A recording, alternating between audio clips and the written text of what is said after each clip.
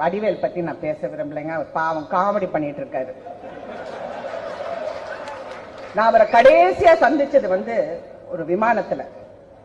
அப்ப என் கணவர் ஒரு படத்துக்காக நான் அவர்கிட்ட பேசிட்டு இருந்தேன். அப்ப என் சின்ன பையன் ராகுல், அவனுக்கு வடிவேல் நான் ரொம்ப பிடிக்கும், எனக்கும் தான் பிடிக்கும். நீங்க டேடி கூட நீங்க நடிக்கிறீங்களா, எனக்கு ரொம்ப பிடிக்கும் உங்களை. கண்ண அரசியல்வாதியா இருக்கிறவங்களுக்கு எல்லாம் நான் வாழ்வு கொடுக்க மாட்டேன்னாரு. யாரு சொன்னாரு? யாரு சொன்னது?